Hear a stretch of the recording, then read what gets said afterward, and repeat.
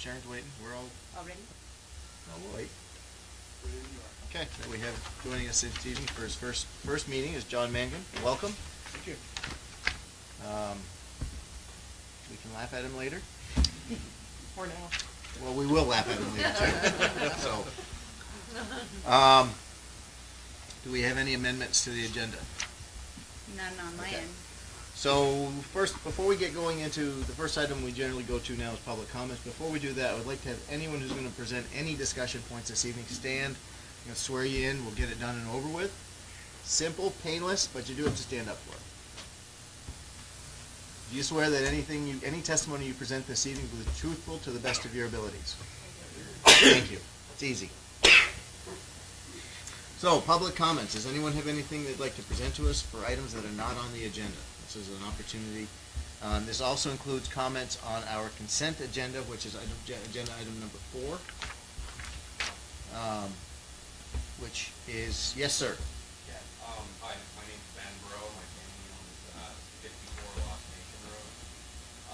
I would like to ask if the consent agenda item could be taken off so that it could be discussed and questions asked. And this is the proposal to fill a non-functional pond, Elyville LLC, including blasting or development access to the back portion of the property of 74 Upper Main Street. That's Correct. what you're referring to. Yes. Okay? Our property just joins the back of it, and I just have a couple questions concerns about. Why don't you throw them out, and that'll give us an idea of whether or not we're feeling to a point that it should come off the consent, so. Okay. Go ahead. Yep. So I've looked at the site plan. So our property joins the very back portion of this, of the property that's in here, so can I back up there? All right. What am I? Can we go back to the last? Yeah, we're working on it for you. Oh, perfect, thank you. Sorry. Our technical team is Hard at work. All right, so basically, our property joins back in here somewhere at a point. So I just had a question about, it stated in here, a non-functional pond, but I do know that there's water in it, so I'm just wondering what feeds it. I know the existing drain line points back that way, and it said that it would be extended, and the existing drain line would be extended, and I just have a question about where that water is going to drain, what feeds it, and already very wet down in that area down there on our property, and so anyway, that's the concerns in question. And your property is this one right here, correct? Yes, so we join down in here. I know the existing drain line shows that it goes down in this direction somewhere, so I'm just trying to get some clarification on, do I have to worry about it at all or anything? I thought it was a legitimate concern. Steve Bob, the engineer, is here. He can probably address those Okay. comments. Should you do that? Commissioners, do you have any additional guiding questions on that? Please, if you could, just for the recording, just state your name. Aaron Associates. So what happens, Let me know if you want to. it is a disc, and here, and it actually, that pipe discharge, comes all the way across over to this area, and then discharges out in the field over here, and infiltrates in that area. And that's all there is to the system at this point. So there isn't any concern with any of the water or the discharge from this getting onto these properties over there. They're contained and they're directed, and they remain right on the Eagle property. Darren? I just wanted to pass along a conversation that I had with Aaron Martin in Public Works. And my understanding is that, what's going to happen after all the work is done is that this pond will actually just be a stormwater. This will be collected, and it wouldn't change in the location of where it discharges wouldn't change. So same stormwater capacity, not That's correct. changing. That's right. Doesn't change anything. And it, here again, and it remains all on the Ely property. And for the benefit for the abutting neighbor, any future development on the property would likely trigger a stormwater, either local or state permit, which would address any concerns of water discharge at that point. Any follow-up, sir, from what you've heard? Nope, I just, Okay. my questions are answered, so. Mr. Chair, can I ask a question of the approval letter since we're on the consent agenda? I'm dazed and confused as to number 6. Who is Alan, and I'm not Joaquin Bush? He is the wetlands ecologist that made the determination that this is not a functioning wetland. So, if we move this as a consent agenda item, or however we move it today, if we could just modify that to be clear on who he is, because I was confused. But I'm not now. but I What will. finding was that? I'm sorry. Number 6. Okay, and you should have got an attachment, did that not state the? But it's who not he in was? Yeah. But it's not in there. It may have, So I but- can add that in. I'm not serial in my Yeah. review, so. So I will just add something after Mr. Allen Packenbush, and I'll put it, yeah. What you say. Thank you. So, we're not discussing the conditions of we're not discussing the letter or anything at this point, because that's item 4. Right. So, the questions for clarity, Ned, I just have something on the conditions of the chair. why don't we hold up on that Okay. until we get to it on number 4? So that way we, as odd as it may be, we stick with the agenda. We try to do it once in a while. Okay. So do we have any other further questions or comments on the items? Ned, if you want to throw a comment in about it, that's fine. No, wait. Okay. Because this, once we get to that point, we'll just be moving or not, we won't be doing a lot of discussions, once we get to item number 4. So if you want to add some commentary or questions about it. One of the oddities of the consent agenda, we sort of have to do some of the discussion here. I just like to change item 3 to add something to say that all blasting will be done in conformance with state and local requirements. I think when we get to that, that would be reasonable. All it says it'll be submitted for review by the town engineer. Yep. The state has the ultimate authority on blasting, and it should be in that comment. I thought that we covered that in a previous approval because it's regulated by the state, I thought we were not weighing into that. Previous approval involving blasting was that Yeah. with state licensing and regulation, that was kind of all in there. And I would just add, condition 6 states the applicant shall secure state permits that may be required as a result of this. Public comment on anything or the consent agenda item. We'll move on to item 3, which is welcoming village planning commissioners. Commissioners, excellent. There's a joint meeting, we want to welcome folks up. And I'd like to maybe see if we can pull those folks out of the audience a little bit and maybe slide them up here. So we're talking, you know. We've got 2 chairs up front. We got a couple chairs right there, and if you guys Diane? would like to come on up. You And can just grab a couple of those. grab them, roll them right up here. Join us up by the table. Right up here. Absolutely, we're gonna put you on the spot. Cascade Street down by the river. Been there for 23 years. I grew up in this village. Excellent. Planning comments, I live in the village, obviously. So, this is the first of our sessions that we're really trying to sort of, some discussions between the 2 commissions, just so we have an idea of what we each are doing, how we're doing it. There may be opportunities for each of us to share, and maybe adjust our procedures or policies, or just to acknowledge what we're both doing. You know, our boundaries are joined in quite a few places, so it would be really nice if, as we move forward, we can look at this from a point of view of just, you know, greater awareness, potential collaboration, and just really greater familiarity with the total community that we're all working in. So thank you for coming, very, very much. Welcome. We wanted to talk, first off, we just want to sort of review operating procedures. And Dana, Sharon, do we just have ours to review with folks? Yes, you guys were provided a copy via email, correct? And do you need, I have an extra if you want the written. Yeah, twice, once in June and once in July. Okay, so we also have the packets here, which is good timing because we've been talking about it for a while. And It's harder than thinking. we're just gonna watch John do this for a bit. Okay.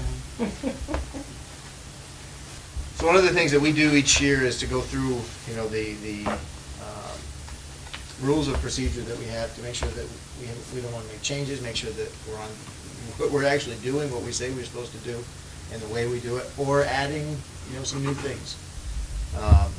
We've been talking about modifying, and do we have that modification for the minutes process ready to discuss? Is it in here? It's right in there, yeah. Perfect. Let's actually go right to page 4, which is our red line section. We'll go through any of this, and you guys absolutely feel free to jump in if you have any comments, questions, or thoughts. One of the things that we've had not even say challenges, but we've had discussions of late with modifying minutes, and it would seem to be a non-event. Once the minutes have been approved, they're approved. But I think there's been questions about whether or not minutes should be corrected or changed once they've been approved. So what we've taken the stance is that once the sitting commission has approved minutes, they're locked. And we don't edit them. We don't edit them, we don't make changes, we don't make anything once they've been approved. We use the regular meetings and public comment sections of the meetings to potentially record difference of opinions, or we thought it should have said this, or thought it should have said that. But we record them in the meetings, in the minutes of that particular meeting. We don't go back and re-edit to try to recreate history or re-edit history. I think that's sort of been an unwritten part of our policy, and we're trying to make it part of our written policy now. So I think that's the new thing that we've got this year. So going down through, we're looking at minutes. Minutes shall be made available to the public in accordance to statute. Draft. I'm just skimming this myself because I'm neglectful for not having looked at this closely. The social media edition. Yep. Section 20. Ooh, okay, so we'll get to that. That's even better. Yeah. So basically, we're saying the staff may prepare more detailed minutes prior to the planning commission, duties of members to review, which we do, and correct. So we have the opportunity to look at those minutes prior to the meetings and bring any commentary, any points that we want edits to the meeting for review. And I will say that as individuals, we cannot, have ex parte discussions and go back and forth, but we certainly can go to staff and say, can you verify this is what I'm thinking was said? Can it's completely feasible and appropriate to work with staff to clarify if you have if you don't think the minutes read as you remember prior to the meetings, to come to the meetings and be prepared. I think we said that public comment on the draft minutes can be submitted to the staff in writing, and they should be submitted so they can be included in our packets for review. And then again, the commissioners, the seated commissioners will decide whether or not they want to entertain and insert those comments into the minutes when they're approving. And I think the bottom line is that the last sentence is the planning commission will not amend minutes after they've been approved. So that's I think really the first time we've actually put that in writing. It's been a practice that we've followed in the 16-ish years that I've been sitting here. But I don't think we've ever had it as part of our procedures. And so this is the first time we've done that. Thoughts? Question?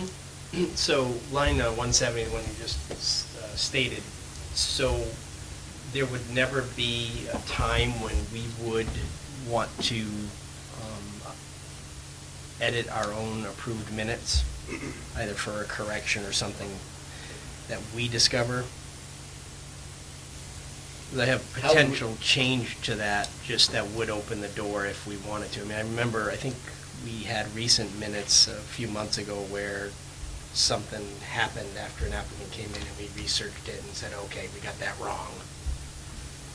So, my proposed amendment to that last sentence would be the planning commission will not entertain amendments to the minutes from outside the commission after they have been approved. Just kind of keeping in lockstep with your point of draft minutes, take public comment, adopt, move on. I'm not gonna die on it, it's just an idea. I'm just wondering, and I've thought about that a little bit myself, and I'm just wondering is if we should issue an amendment, not necessarily, like amendment document, not necessarily change the minutes themselves once they've been approved. Or memorialize it in the next set of minutes reference. I mean, it's a little hard for people if they want to backtrack it, but the next set of minutes could say, planning commission voted to the minutes of blah, blah, blah, will now read, it's one or the other. And then put a pointer to the original minutes.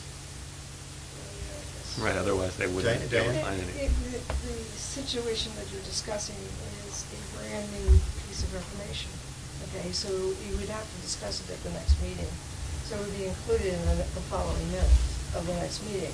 So it's how can you correct history? Well, that's how you correct history. You say you have that comment in the following meeting, that the events that were presented were found to be X, Y, and Z. So you have additional information on the event that you were discussing. Yeah, it doesn't So, fix an error, though. It doesn't, well. Doesn't but correct an error. it's not, if it's been presented to you as Y, and you discover that it's really an X, and you've got to add that extra line to it, that is brand new information that is being presented at that time. You can't go back and correct history other than, because quite frankly, the only thing that would help you correct history would be the very taping machine that we're having right now. You have the tape and the videotape that is happening. Those are the only two that can give you information about that. If you get a new piece of information, which is to something, that is a brand new event that you My need to point wasn't discuss for and document. my point wasn't for new, it was for accuracy, for correction. But I'm wondering, like, on Tom's point, when we have that, and you've said this before, is if you're looking at minutes, you're gonna potentially stop at that first set of minutes and not know to go on to the next one. So do we insert something into that first set of minutes, or attach an amendment that says additional information on the minutes of such and such? I don't think we need to solve this here. My point is if we leave it as is, it's in black and white, minutes can't be amended. If you open the door to be a little bit more flexible, if the commission has the ability to amend its own, doors open, we can solve this later. Sharon? So I would agree with David. We will capture in the in-time minutes, so next week, if you have a correction to, next meeting, if you have a correction to these minutes, it will be captured in the real-time minutes that it occurred. But the approved set that you sign will also be corrected, so that whoever's doing research years down the road, or weeks down the road, or months, it reads the way you want it to read. And it's the change of what you deleted and what was captured can be in the new set. So that actually would basically negate this whole section by doing that practice. And that's what I'm trying to avoid. And I understand what you're saying, Dave, but I would like not to have the door open. I don't think we can say the commission can change its minutes if we don't say everybody can, the public can change it. We're supposed to be transparent. So I would prefer to come up with a mechanism to go into the minutes that we found to be an error, and add a note and just simply say additional commentary or additional information also included in the minutes of such and such, or an amendment or adjustment or additional document, some verbiage to, as you pointed out, Tom, is to connect minutes from meeting A to minutes from meeting B, without changing those minutes. So would you want those minutes re-signed? Because once they're signed, no changes. are It can be a supposed to- piece of paper that goes with them, that just says additional. Fine. Darren? I believe the select board actually talked about this whole issue for their own minutes about a year and a half ago, so I can look into what was done there. And I'm not sure that that'd be interesting. well, but I remember because I was taking minutes for the select board and remember hearing this conversation. But I can check and see what was discussed then, and if there's any good suggestions or ideas from that, we can I bring it to you. I would like to minimize the hashing and the rehashing. And Yeah. with all honesty, I like the verbiage that says they're final. Once they're done, period. Because it could be perpetual. Right. You don't stop. And I think that opens the door to somebody coming in and saying the minutes from January are wrong, or March.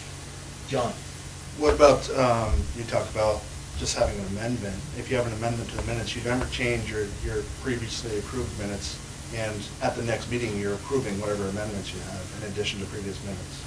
So you're always getting approval on whatever's added. Any of your solutions will work, however, it's like, it could occur where that added sheet gets misplaced from that 7 minutes, if somebody comes in and, but we certainly can try to make it be Yeah. The not reason I- foolproof, but. So the reason I suggest doing that is, then otherwise you run into a revision history type scenario where someone could download a copy of minutes and then say, hey, why does my copy differ from what you guys now have? Whereas it would always be the same, but, oh, there's an amendment to those minutes, and so maybe we got a different problem to solve, is how we're attaching minutes together. I don't really have the answer to that either. I like this, I would like this, I see your point. We don't have a problem that really needs to be fixed. I think it's happened once or twice, in my recollection. So it's not like we've got a major problem to fix. It doesn't really matter. My preference would be to stick with this absolute.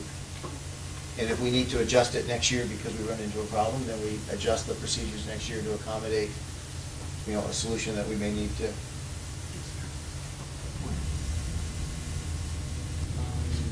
Have you guys ever run into anything like this? Where people wanted changes? Very few, just grammatical stuff. Grammatical stuff, or just the nuance of how something is stated, but other than that, no. It's been a correction. There's a correction and additional information for a project, it's usually brought later to, because we can't act on anything unless we're as a body. So, I think it's good to keep this in mind. And again, I don't think we haven't had a lot of times over the years that you and I've been on, where there's been a lot of challenges. We did have, in the past, there was folks who wanted to revise, who wanted to apply interpretation when we were approving the minutes.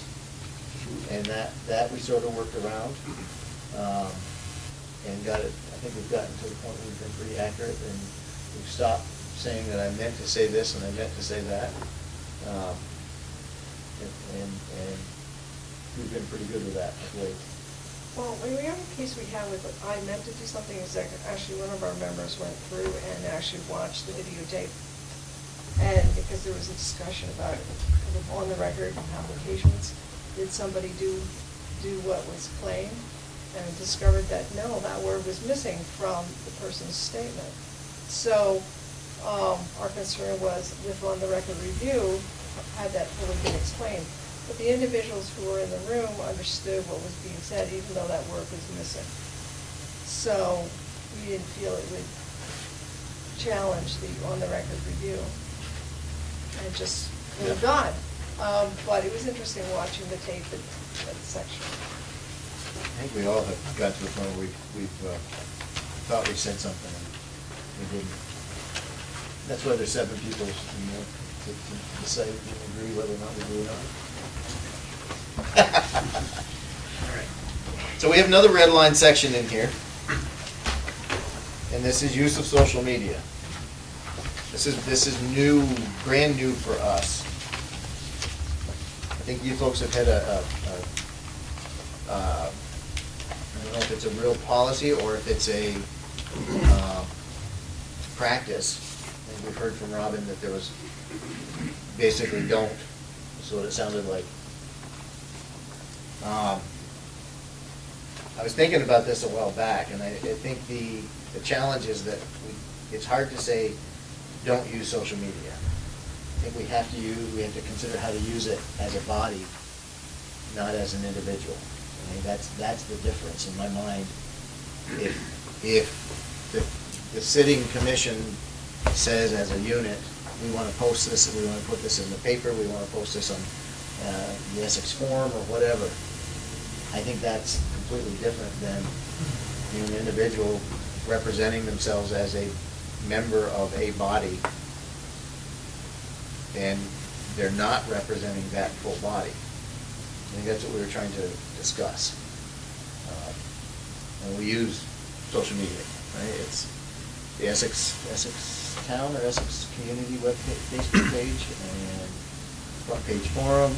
There's a lot of media that's out there. Front porch one? Front porch, front Facebook. I'm What did I say? live tweeting right now. Don't even know. Thank you. I don't go on it much.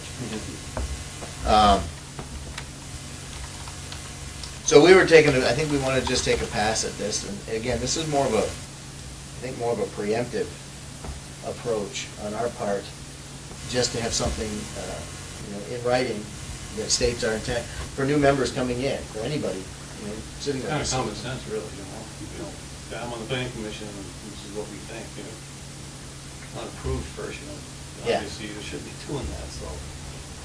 I think I'm not sure that common sense is always the guiding force, although it seems like it should be. So if there is something that's approved by the commission, then how does it get posted? And is that a public record? And that's what you say, stuck somewhere. Good question. Yes. Wouldn't that just go through staff to post it?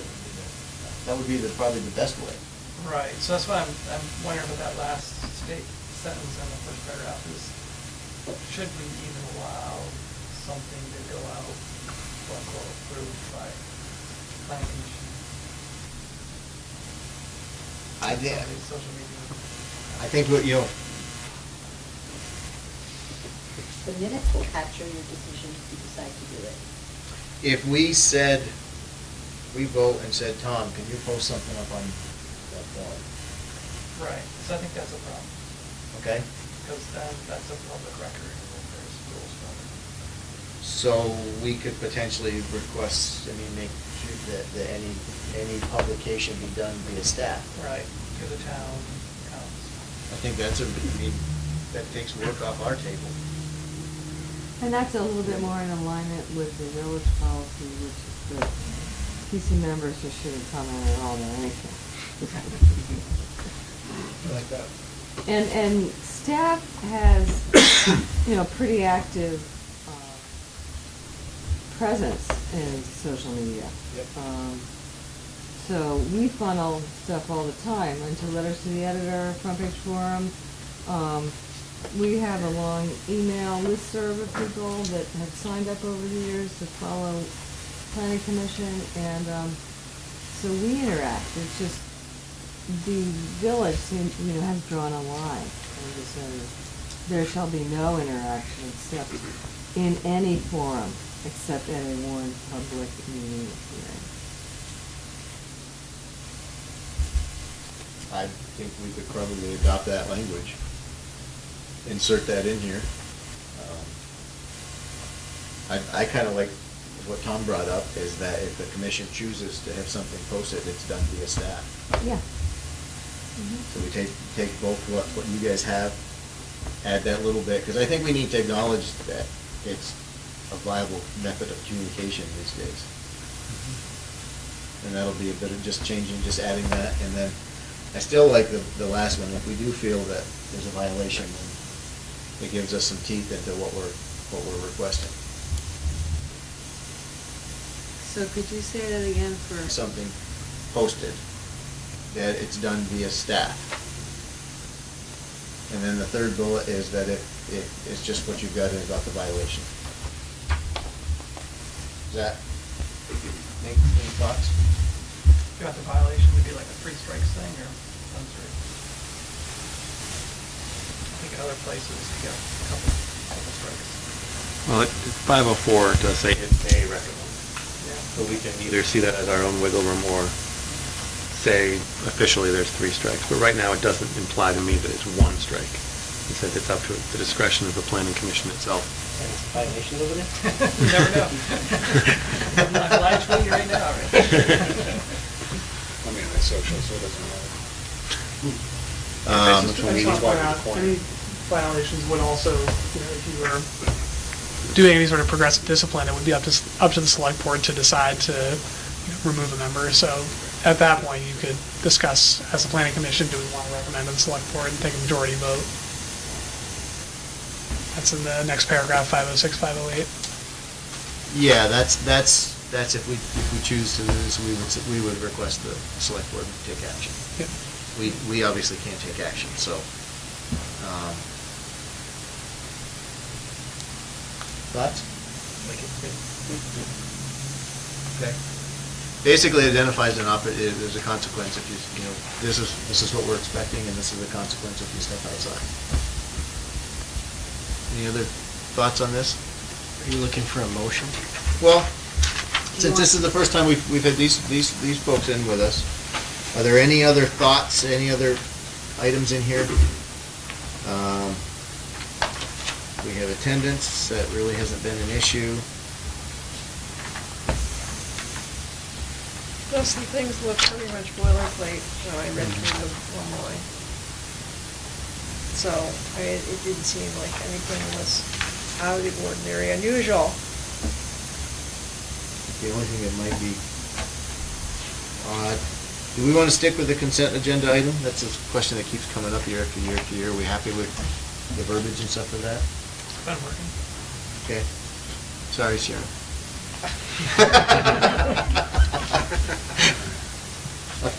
Sorry, Charlie.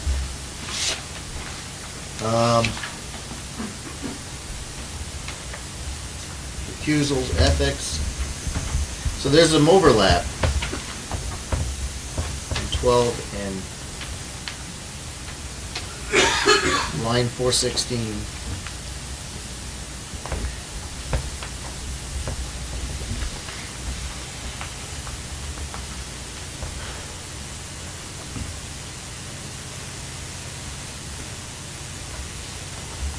Yeah, that's fine.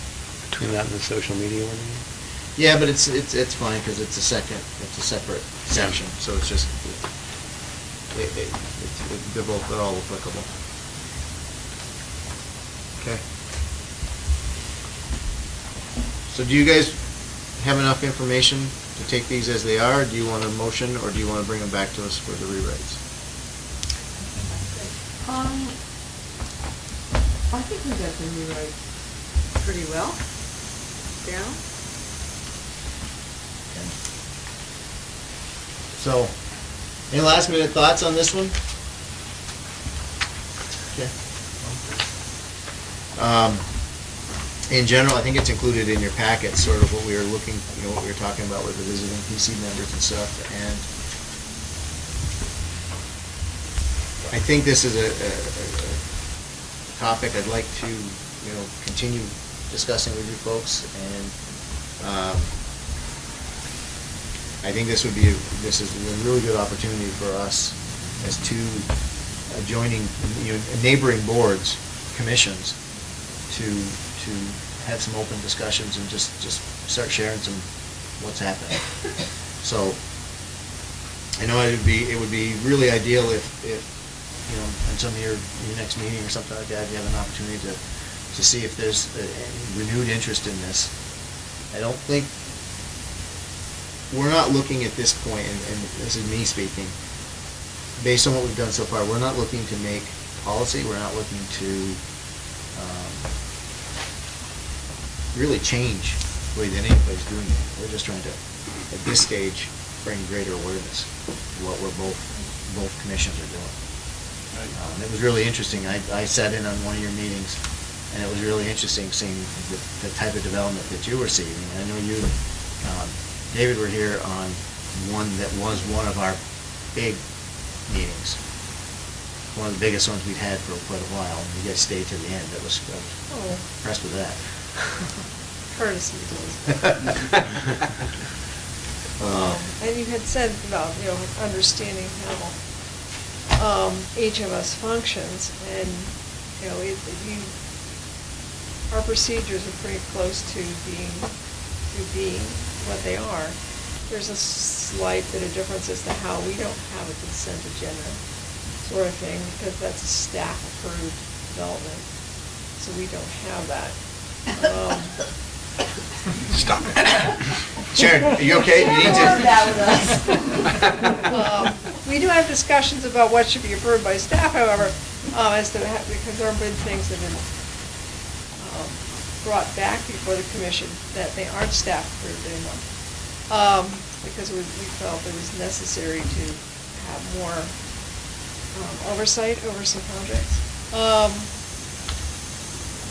Our next projected meeting probably isn't going to be until mid-fall. It's going to be quite some time. I saw Robin earlier, who told me he wasn't joining us because of family obligations today. So, the leaves may be turning by the time we meet again. Well, we will be meeting, and I'd like to, we'll find ways to make this open.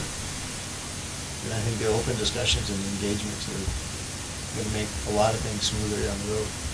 Just simply that. I agree with you, understanding how things are done. I mean, it's, the development is different. We have quite a bit more than we do in the village. I think in times to come, there'll probably be more projects coming before the board, and but they're not the constant funneling that you get every 2 weeks, because we just quite frankly don't have it. It's more of a redevelopment of something as opposed to taking a piece of brand new property and altering it from farmland or forest land to something else. Ours is a redevelopment procedure, because the only developed property that's farmland has a agricultural easement, so they aren't going anywhere. Solar farm? It's on their land. It's on their land, but it's already there, so it's, and planning commission had, not to speak out of turn, planning commission had nothing to do with that. I was the trustees. So there are some things that we just don't see. Well, I think it was a baseball dugout that caused the consent agenda item to be created. That being said. Well, I think That's what this is. it's probably a good time at this point to, I think, look for a motion to approve this year's operating procedures with the 2 new additions with the amendments that we've discussed this evening. I think if we can approve those and just send them back to us. So I would entertain a motion, John. So moved. Second. Moved by John, seconded by Tom. All those in favor of the operating procedures, of readopting the operating procedures with the amendments? Aye. Aye. Aye. Opposed? Passed by, we got 7 tonight. 7 plus. So I think we can move on now. Thank you both. You're welcome. Please stick around. And if you have thoughts, if you'd like to be included on a regular distribution of packets and stuff like that, and come in, I would be very welcoming of additional presence for discussion purposes and so forth. Our conceptual idea was to have a representative appointed by each commission attend each other's meetings and actually sit at the table and engage in the discussions. But we can't vote or anything. No voting, because that gets into statute, that gets into politics, and we're not looking to make this a political event. It really is just an education and bringing perspective, especially, if you folks have been here in the community a long time, there's a lot of perspective and a lot of knowledge that, is there to be shared. So, True. The village being a little more urban, suburban type of an area, I mean, I know that there were some people who participated in the town center discussion, because, quite frankly, we've got a lot of experience with urban, suburban in the village. So, and we voiced our opinion up there. So, there are places where, our expertise, our experience, we figure we can contribute. Especially if we're going to talk about development review boards, because it will be an interesting event to create two of those if our model is going forward. and I agree, and without having clear guidance from the trustees or the select board at this point, I'm not looking to take a bite out of that apple just yet. Really, it's just I think if we can start as two different commissions, understanding how we work, what we see, how we apply our separate sets of rules and so forth, I think when or if we ever get to the point of having two boards, one commission, or whatever, it's going to be a much less of an event. The trauma will be hopefully very minimal, if at all, and we'll come into it with full understanding of what's going on, or better understanding. You gotta get ready for change, so. Absolutely. So let's move on now to agenda item number 4, which is the consent agenda. I would look for a motion on this. You're not making a motion. I know. I realized I should have said this during public to be heard. Comments from the Conservation Trails, and it's the first time passing them along. Too late now? Yeah, let's see where the motion goes first. Okay. I move we approve the consent agenda. Second? Moved by John, seconded by Josh, So. with a couple changes, a couple friendly Yeah, amendments. so friendly amendments. So I must have, I don't see that letter up there in the folder from the state, so just friendly amendment, can you, at line 6, just put in Mr. Quackenbush's title? Yeah, I didn't see that up there, so if it was. 64? Yeah, it was meant to be up there, I didn't I see think it. it's finding 6. Yeah, finding six. Finding six. Yeah. So that's And the- then Ned had wanted to insert on 3, or modifying the verbiage on 3. And could we get around that, Ned, by striking the words "for review", and just saying should be submitted to the town engineer? Because if the state is mandating everything anyways. Yeah, I just think that that's an area where we should always reference the governing rules, Okay. which happen to be the state, and just make it a matter of course going forward, so that we're not,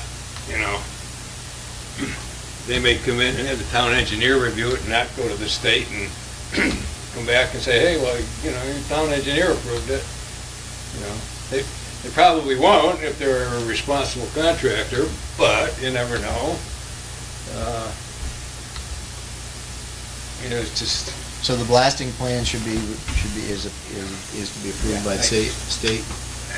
It just needs to comply with all this. Okay. They need to certify it complies with all state regulations.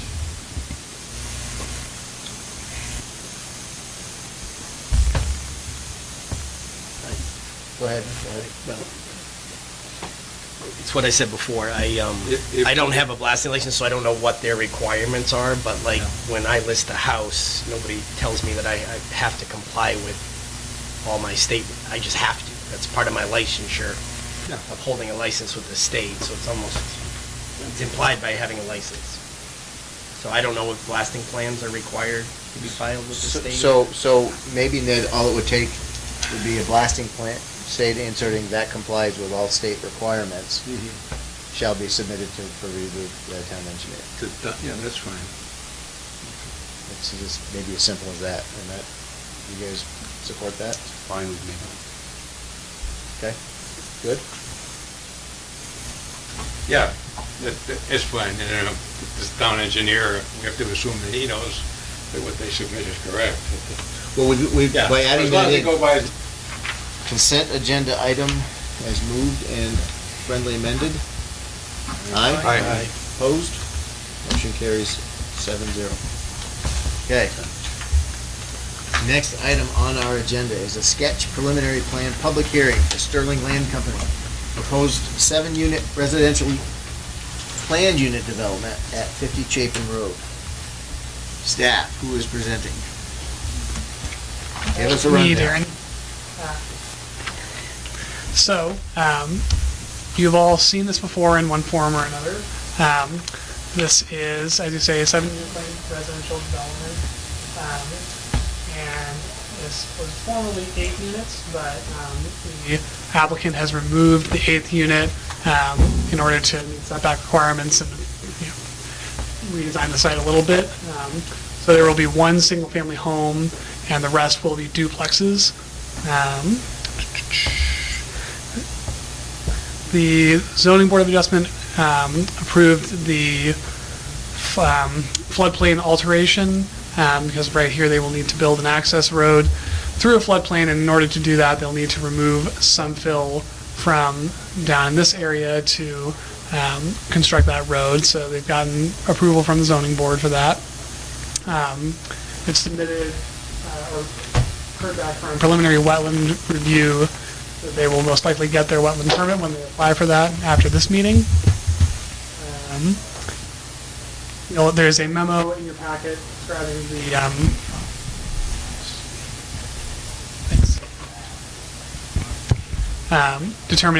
describing the determination that the stream that runs through this wetland is not actually a perennial stream, doesn't meet the definitions according to the zoning regulations, and we can discuss that more, but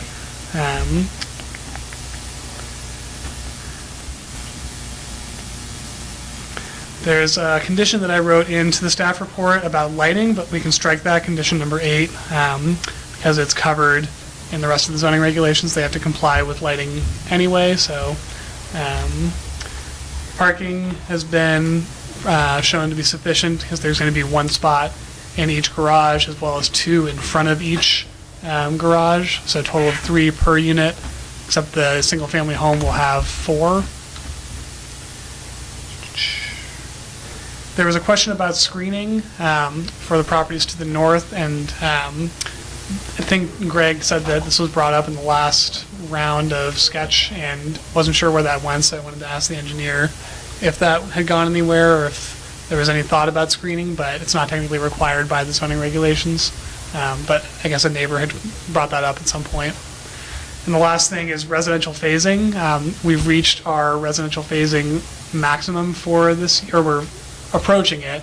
There are 6 EPEs left for the calendar year 2017. The applicant has requested more than that, so that'll have to be addressed at some point before final approval. How close? We're at 6 we have left? So we're at 220, our maximum is 226, so 6 are available for allocation. And the allocations in the past, we've been able to grant waivers in excess of number of units as long as we haven't gone over that maximum number, correct? Correct. But that's, the way that's structured is that there's a target that's in the midpoint of the goal range, and the waivers or modifications of that goal have been allowed as long as we don't hit that maximum of 226. And we're at that maximum. And we are approaching that maximum, yep. Okay. I think that's the first time since we've put these revised phasing into place. Can I just add that your PC file folders contain the emails that you should have received regarding this application? Regarding phasing?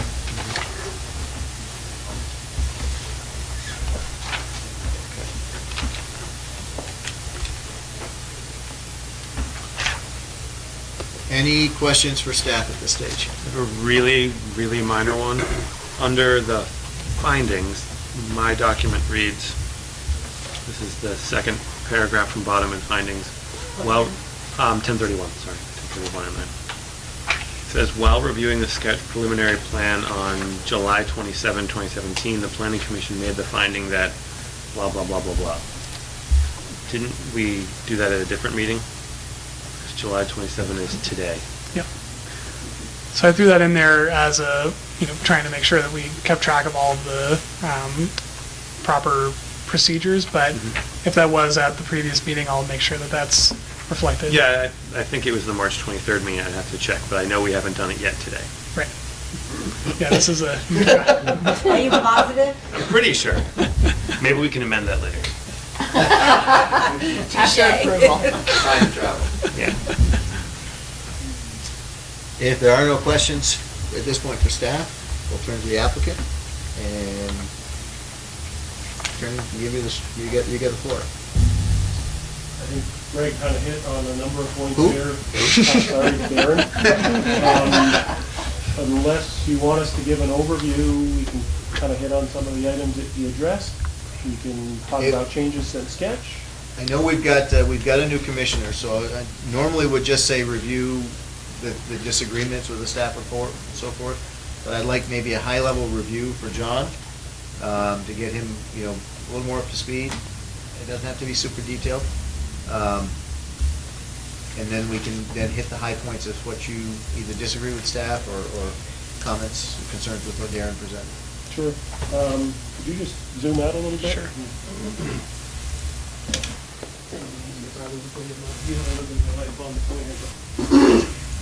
Can I interrupt just for a second, because I'm going to forget this? Can we work with IT and see if we can get that monitor to mirror this monitor for the next meeting?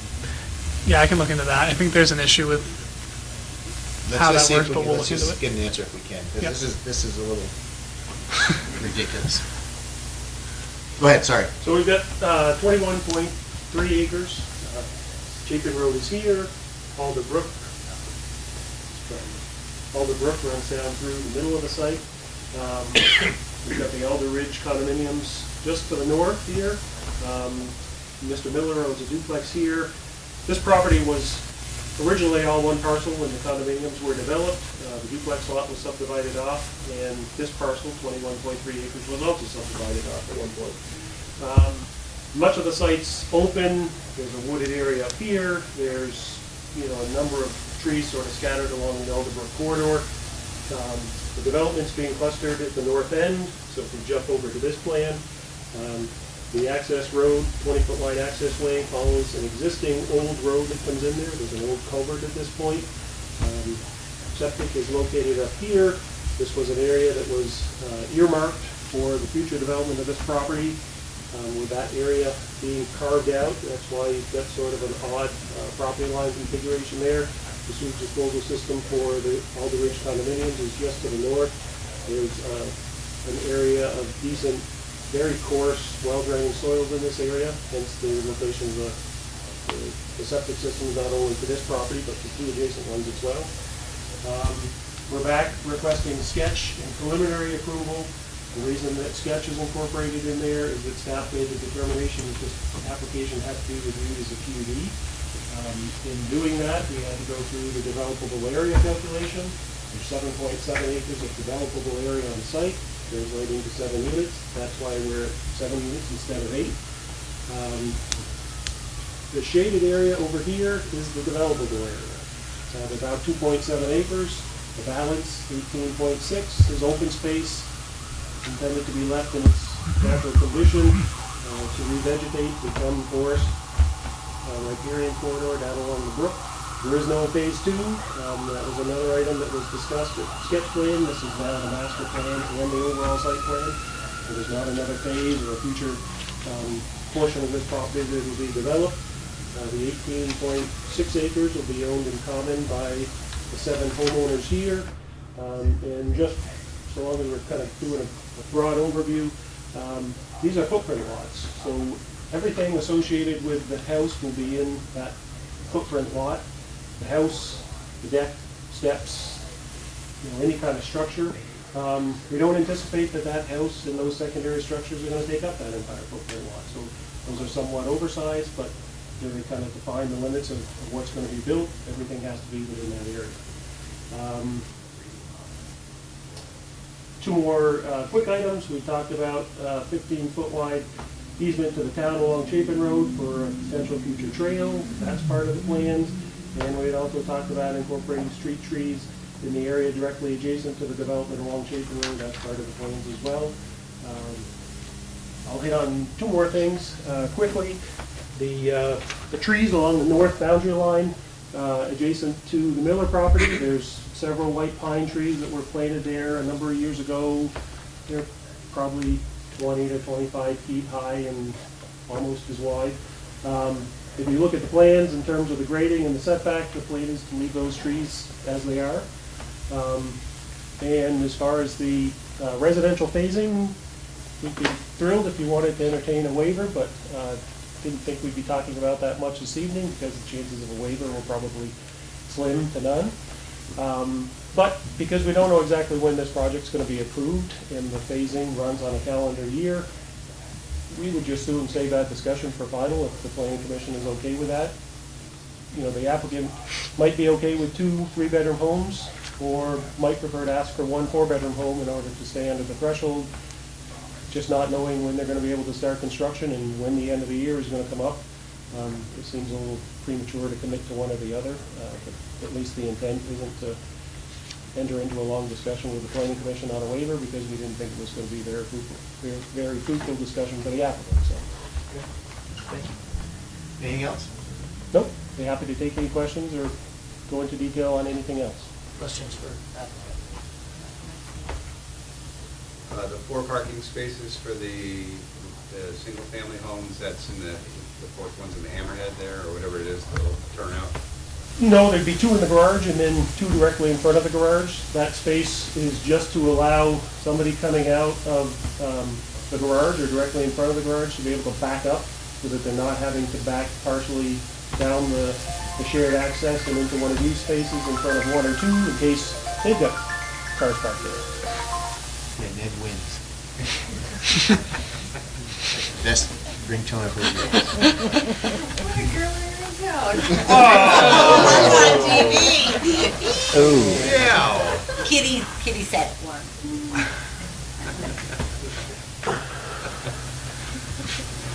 Well, it's not obnoxious, it's not rattling anybody. I would take a motion to open the public hearing. I move we open the public hearing. Second. Moved by Josh, seconded by John. All those in favor? Aye. Opposed? Motion carries 7-0. Public hearing is open. If anyone has questions or comments on this item, please. Yes, sir. Mr. Miller is talking about. And this is the first time I've seen this, so I start out with a question. It's not what I was going to be here saying, and just help me with this.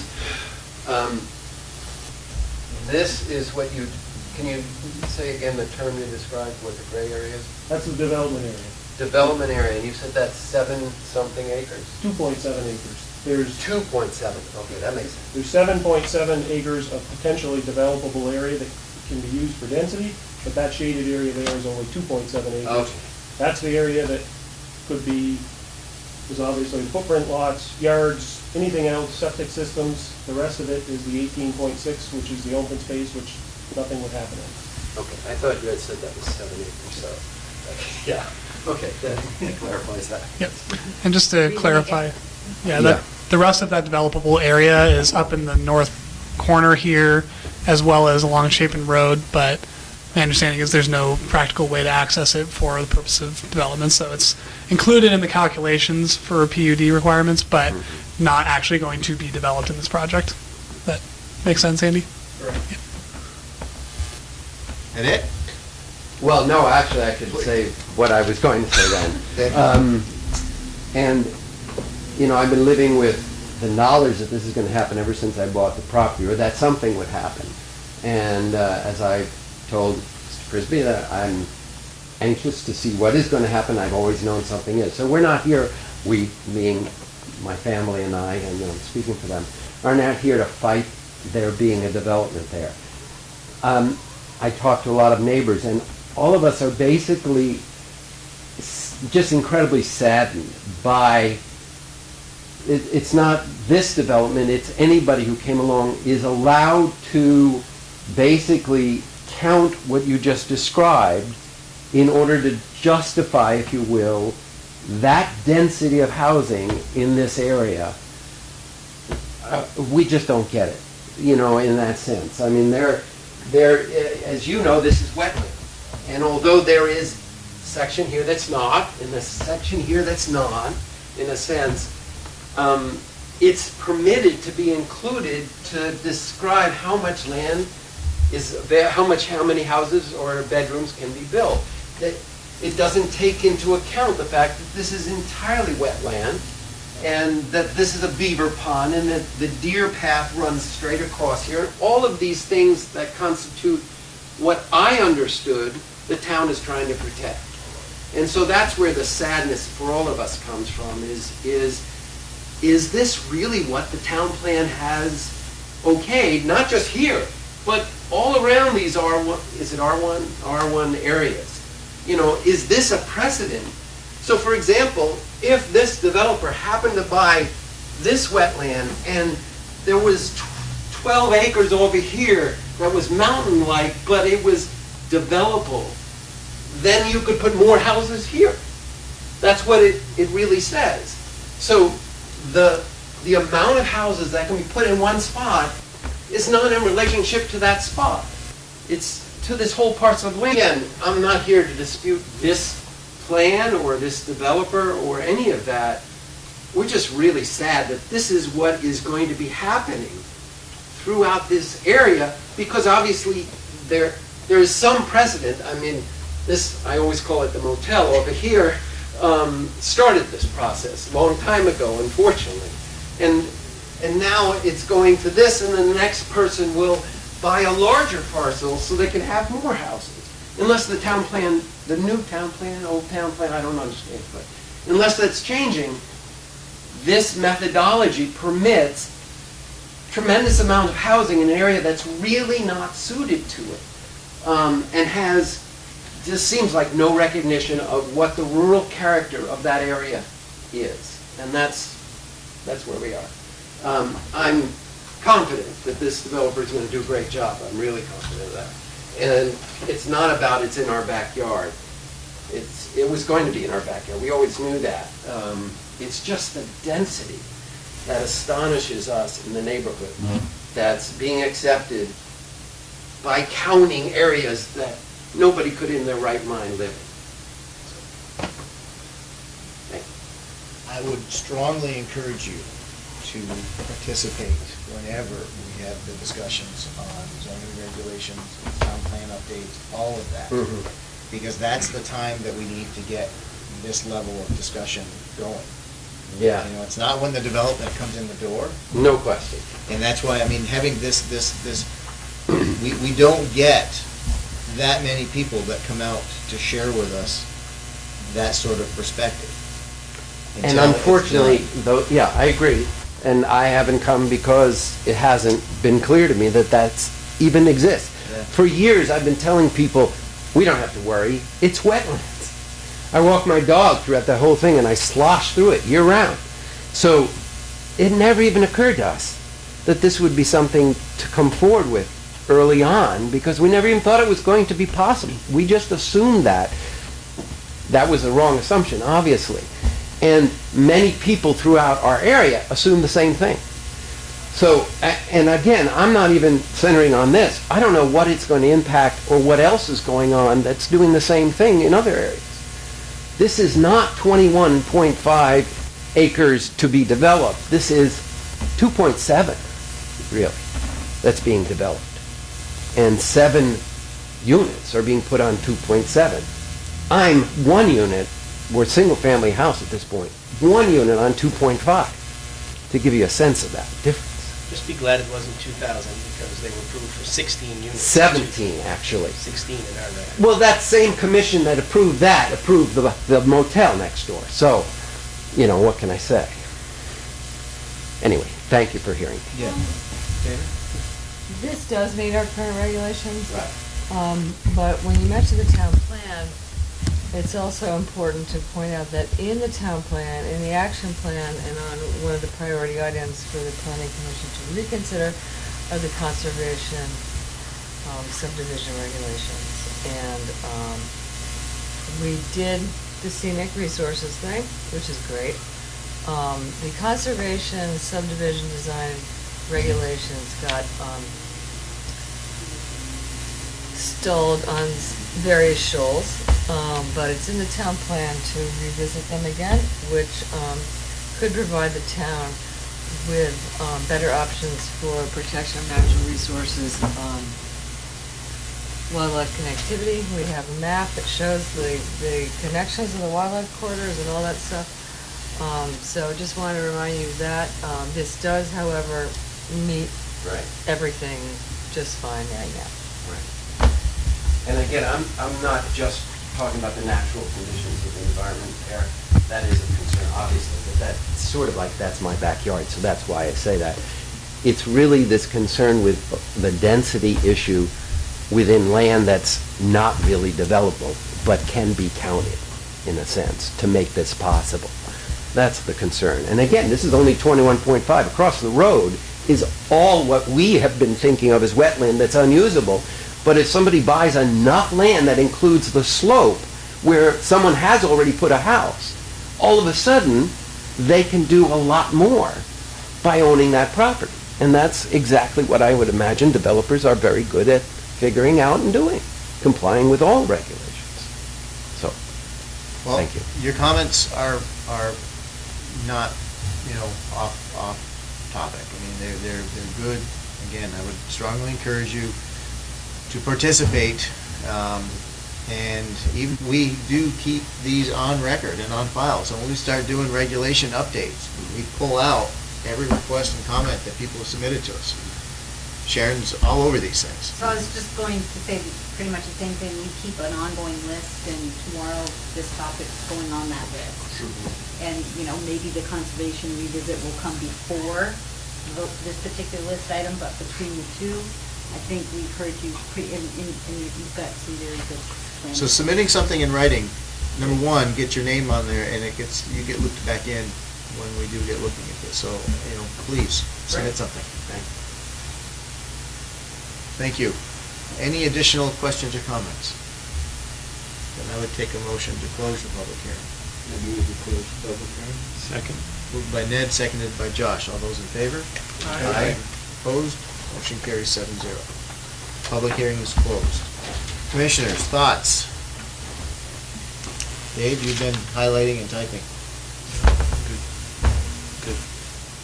Good. Yeah, I'm good. I can sympathize and with it, because it is a beautiful area. Unfortunately, to the north, something was built that was less than beautiful. Yeah, I think the thing that ties our hands the most is, okay, you can do, that piece could be developed and be good looking, but we don't have a lot of control over exactly what's built, which is probably one of our big frustrations, is what the end product is. So we have to have we have to take a little bit of faith with the developer and the builder that we get something that will at least do justice to that piece of property. It is a beautiful spot, and we can hope. Can we stop it from happening? At this point, no. But so we're making a certain leap here that is frustrating at times. Believe me. So if there's no further discussion, I would entertain a motion. Okay, Josh, everybody get out of your way. Go ahead. I know you're jumping out of your seat for this one. Well, before I do, it just occurred to me, what do we want to do about the EP situation? Just make a note that we're going to talk about it at final? Personally, I think that's appropriate. Okay, just making sure that I can, give me a moment.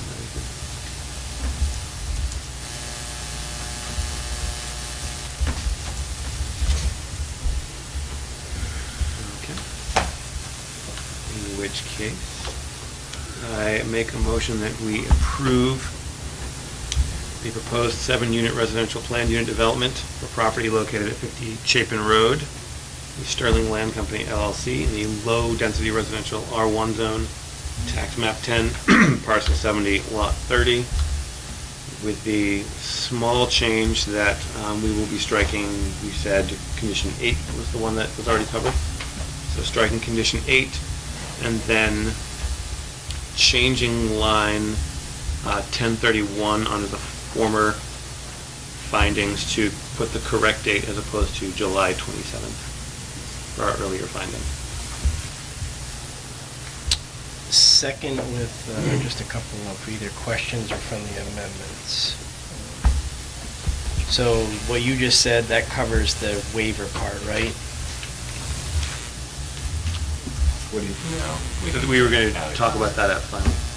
Yeah, but you wanted to put a comment. Oh, yes, sorry, that will, yes. Yeah, so up on line, so second with 129, can we change the shed?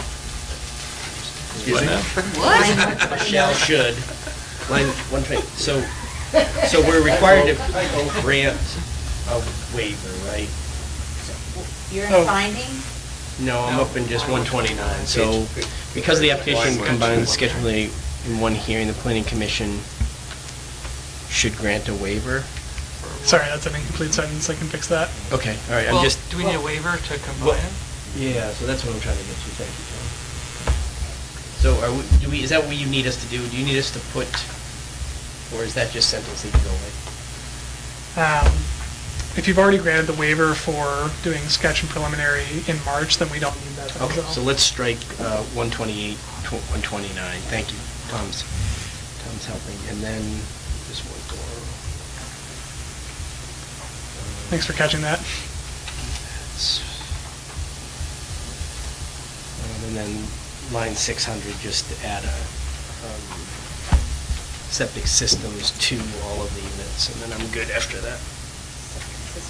Add what? The other interest. The word "to" after systems.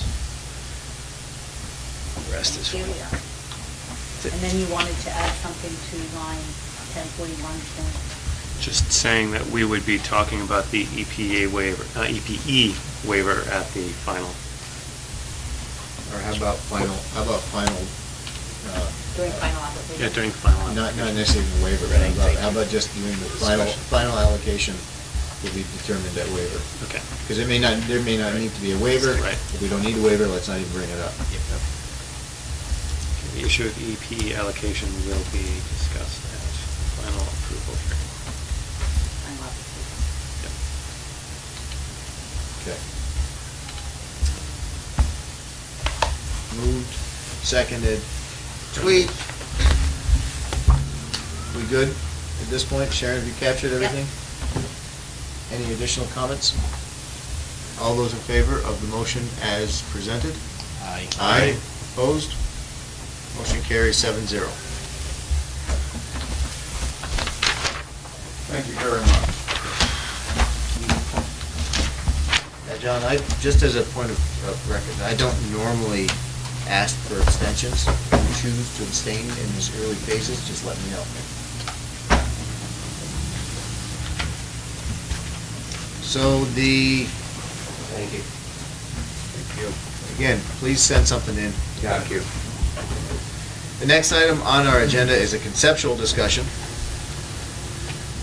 William Parkinson is proposing to lease his building located at 12 Clare Drive to accommodate a shared business, Vermont Toner Recharge and New Horizons Embroidery in Fort Ethan Allen in the industrial I-1 zone.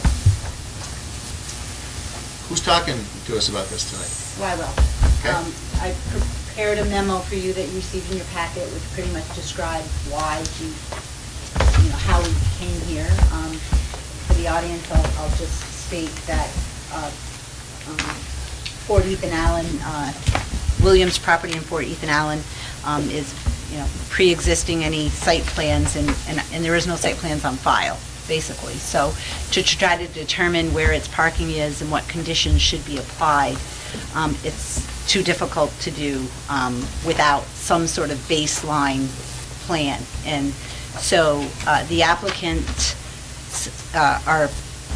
one applicant is already in a building of Williams, and he's looking to just jump from one building to another and have another business join in with him.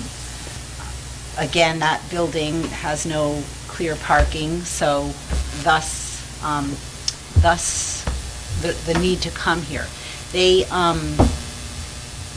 are also on in 2 weeks for the actual site plan, which was unexpected to happen so quickly, but we got people to meet quickly, we got answers quickly, kind of miraculously. And they wanted to just get a taste first to see what kind of conditions might come forth, to see if Mr. Parkinson would be agreeable to that before they lock themselves into a lease agreement. So basically, everything was pretty favorable. In your PC file folders, you'll see a new email from the fire department, who initially gave response that they had big concerns of where the parking was located. They have since worked out those issues, and they're all fine with it. My plan is, in 2 weeks, is to put this on the consent agenda. Seems like it fits the minor requirements. So having said that, if you have any questions, we do have the 2 tenants are in the audience, and they can answer any questions.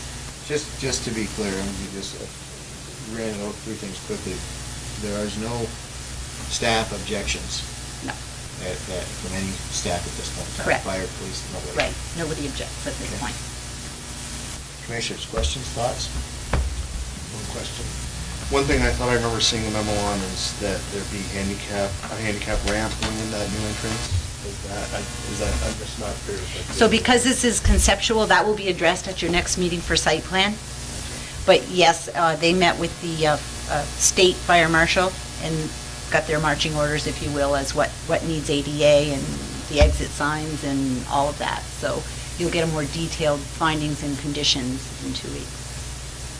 And is this plan allocating parking spaces to buildings? No, they are going to have to, as William finds tenants, if it's something more than one person with no public, they will be made to come before you, just to, at the very least, figure out where parking's going to be. So, I don't know, did any of you get a chance to drive by, or no? I mean, I guess I'm standing on the fact that there's no staff concerns. And, Public Works and Fire generally are pretty vocal when, layouts are challenging. And if I'm not seeing commentary from either, that I don't have a high degree of concern. Well, we didn't know what we were going to get, so the applicants wanted to just proceed cautiously. So from a conceptual point of view, I personally am not seeing anything that's raising any flags for me. Simple as that. John? Nope. Ben? So this is conceptual, so this really isn't something that we do motions on. I think it's just a commentary and discussion points. I think there's 7 members, the 7 members of the commission are not seeing things that we're looking at as warning flags. Well, and if there's any questions, be happy to answer them. The Public Works make suggestions on the parking, and maybe changes that they suggested. It made more sense, it's more logical. But, yeah. If you could, just for the audio, you could just state your name. Oh, sure, Anthony Neary from the Horizon. No, it's a great space, and we're one, what I think years ago was to proceed with the backside of the building and the front. So I'm taking this right now from a commission, and you guys correct me if need be, but I'm saying that we're looking forward to the application coming in. Okay. Now, once he's out the door, do we come up with all sorts of?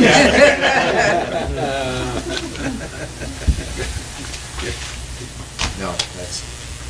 We can change, can I make a motion to amend the minutes? Get them in writing before our packets come out. Wait, we're doing that in a couple seconds, and then you can do it. I have to approve them first. Right. All right, so now we are on to the minutes from July 13th. I would take a motion to review the minutes. I move we approve the minutes of July 13th.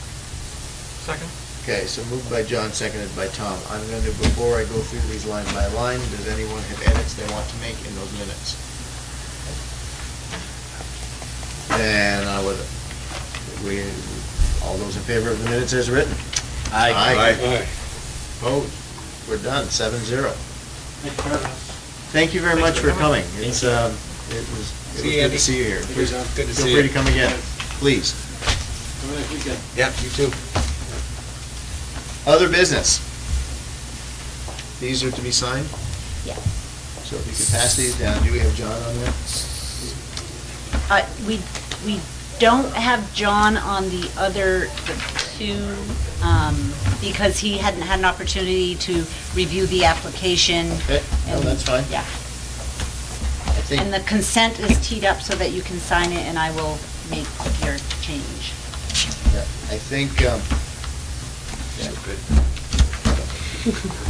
I think we've had these before where he is a sitting member of the commission, so when he goes to signing, he's able to sign. He's able to sign, and usually, or my memory is at least, is, you know, if he wants to. I'm just saying, I think that his name should be on there. Okay. In the future.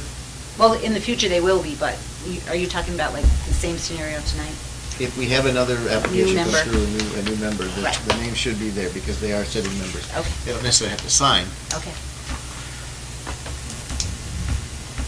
If he votes on it, he can sign it. Yes. That's- Well, the vote already happened Yeah. last week. Right. So his They name voted is on on the minutes. consent agenda, approval letter.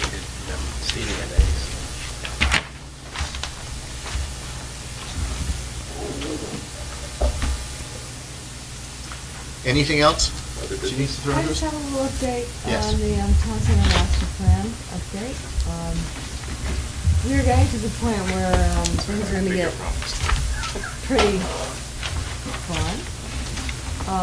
Community development fund? Do tell.